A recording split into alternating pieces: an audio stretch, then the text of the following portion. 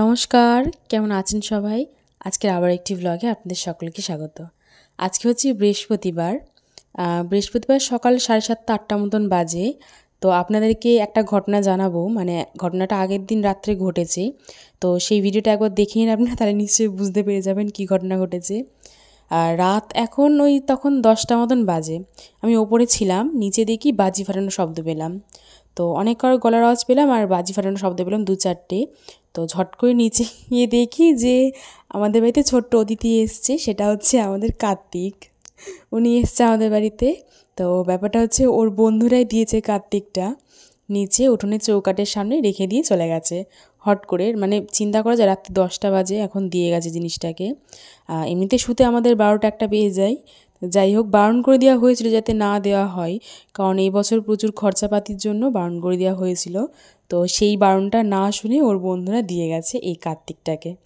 যাই হোক, একদিক থেকে দেবতা, দ্বিতীয় দিক থেকে এটা হচ্ছে ছেলে হবে সম্পর্কে আমার।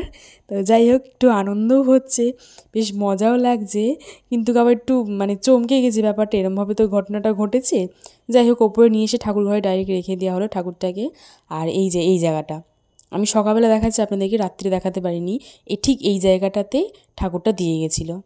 আর তার জন্য এবারে বেলার দিকে আমার শ্বশুর চিন্তা ভাবনা করে ভাবলো যে পুজো যখন করতেই হবে, তো এই যে এই জায়গাটাতে এখানটা হচ্ছে পরিষ্কার করেছে। এখানে কাঠকুটো থাকে, আপনারা দেখেছেন হয়তো আগের কোনো ভিডিওতে। তো এখানে কাঠকুটো থাকে, সেগুলো সব পরিষ্কার করেছে। ফার্স্টে বলছিল এখানে ঠাকুর রাখবে, পুজো করবে। তো তারপরে চিন্তা ভাবনা হচ্ছে ঘরের মধ্যে পুজো করবে, এখনও ঠিক হয়নি ঠাকুরটা কোথায় রেখে পুজো করা হবে। যাই হোক, চলে আসি আজকের দিনটা। আজকে বৃহস্পতিবার। তো বুধবারের ঘটনাটা ঘটলো, আজকে সারাদিন গেল। সন্ধেবেলা শ্বশুর শাশুড়ি রাস্তায় গিয়েছিলো জিনিসপত্র, ডেকোরেটার্স, মানে যা যা দরকার আর কি, সেই সব দশকর্মা জিনিসে অর্ডার দিতে দোকানে।